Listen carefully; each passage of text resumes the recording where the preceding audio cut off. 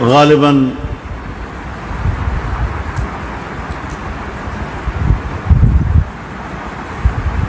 1979 کا تبلیغی اجتماع تھا رائے کا۔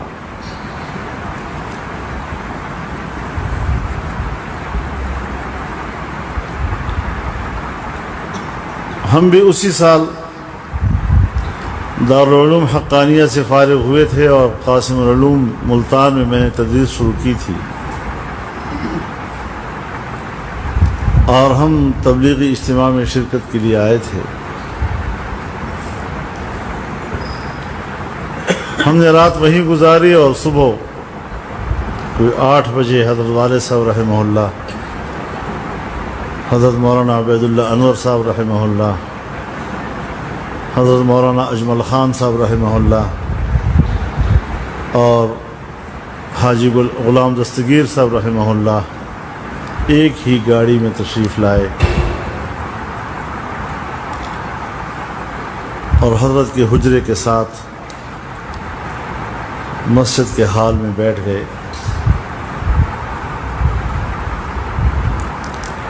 والد صاحب رحمہ اللہ نے فرمایا کہ ہمارے لیے ان کو نہیں اٹھانا، اپنے معمول کے مطابق جس وقت وہ تیار ہو جائیں پھر ہمیں کہنا، تب ہم ملاقات کریں گے۔ اور کوئی 11 بجے ان کی ملاقات کی نوبت آئی۔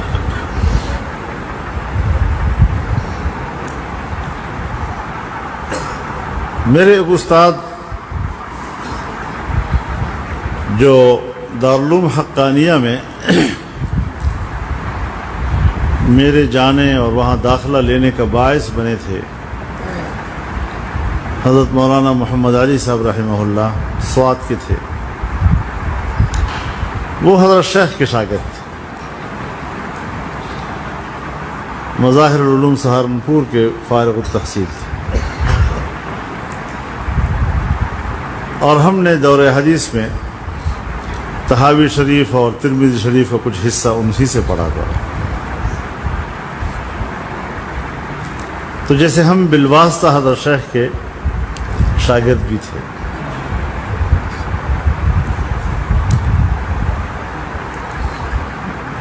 جب ان کی مجلس میں ہم بیٹھے تو مجھے یاد آیا کہ میں نے رات کو خواب دیکھا ہے کہ میں حضرت شیخ سے سپارہ پڑھ رہا ہوں، اور نیند میں بھی مجھے اس بات کا احساس ہے کہ میں قرآن پڑھا ہوا ہوں لیکن حضرت سے شرف تلمذ حاصل کر رہا ہوں۔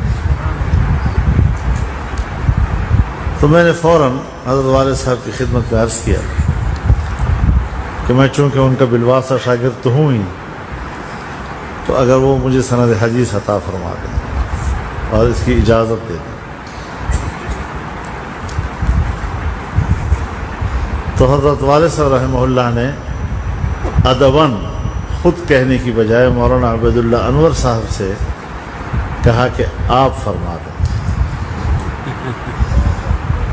تو انہوں نے یہ درخواست ان کی خدمت میں پیش کی۔ تھوڑی دیر کے بعد مجھے بلایا اور فرمایا کہ حدیث کی کون سی کتاب پڑھاتے ہو؟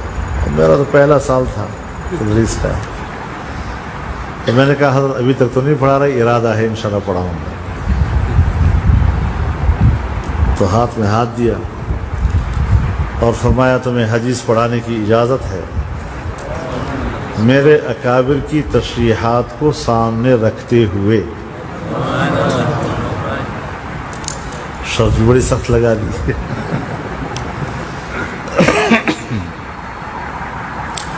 میں نے خود اس کا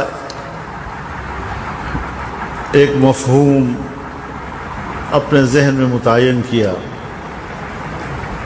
کہ جس طرح قرآن ہم تک پہنچا ہے تو قرآن کی تفسیر بھی سند رکھتی ہے،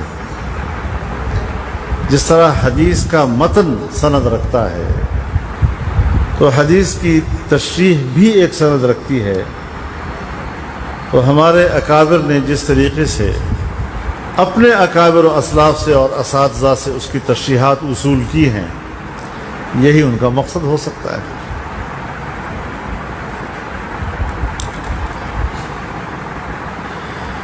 کافی عرصے کے بعد میں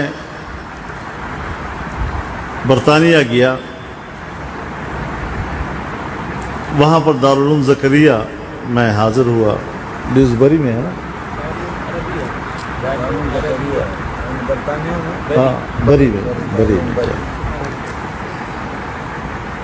دارالعلوم عربیہ میں حاضر ہوا، اور یہ میرے خیال میں میرا کوئی دوسرا یا تیسری بار تھی وہاں جانا۔ حضرت مولانا یوسف مطالعہ صاحب آج کل بیمار ہیں، دعا کریں اللہ تعالیٰ ان کو صحت کاملہ عاجلہ مستمرہ نصیب فرمائے۔ میں نے ان سے پوچھ لیا کہ حضرت شیخ نے جب مجھے حدیث کی اجازت دی تو یہ شرط کیوں لگائی؟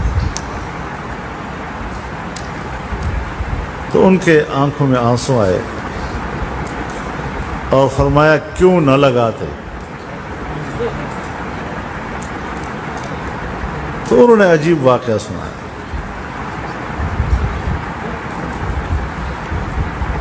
فرمایا کہ حضرت شیخ نے خود فرمایا مجھے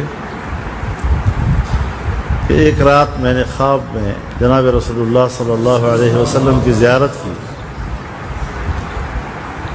اور آپ نے فرمایا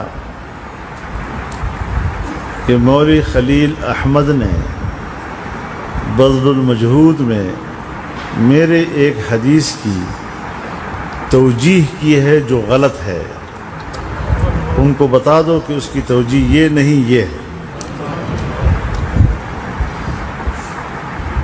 کہتے میں اٹھا، میں نے فوراً وضو بنایا، اس زمانے میں سہارنپور میں بجلی نہیں تھی، لالٹین جلایا اور لالٹین جلا کر چل پڑا ان کی طرف۔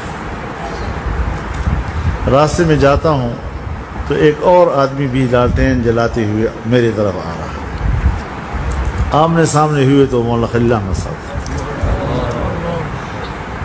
تو مجھے انہوں نے فرمایا کہ کہاں جا رہے ہو؟ میں نے ان کو یہ خواب سنایا، فرمایا مجھے بھی یہی خواب آیا ہے، تو میں آپ کی طرف آ رہا ہوں تاکہ بیٹھ کر اس توجیہ کو ٹھیک کر لیں۔ تو جن کے احادیث کی خدمات کی نگرانی حضرت صلی اللہ علیہ وسلم نے خود کی ہو، پھر کیوں کر وہ آپ کو یہ نہیں کہیں گے؟ اور بذل المجہود کا ایک نسخہ قاسم العلوم ملتان نے بھی چھاپا، مکتبہ قاسمیہ نے، اس پر حضرت مفتی صاحب رحمہ اللہ کے تقریض ہے، تو اس میں انہوں نے یہ الفاظ درج کیے ہیں کہ میں نے سنن ابو داؤد کی تمام شروح کا مطالعہ کیا ہے، بذل المجہود کو اس تمام سے بڑھ کر پایا ہے، اور پھر ان کی یہ رائے اپنے اکابر دیوبند اور اساتذہ دیوبند کے تمام شراح حدیث کے بارے میں تھی۔ تو جناب رسول اللہ صلی اللہ علیہ وسلم تک ہمارا جو سلسلہ ہے علوم کا، احادیث کا، تفاسیر کا، وہ ہمارے انہی اکابر سے گزر کے وہاں جاتا ہے۔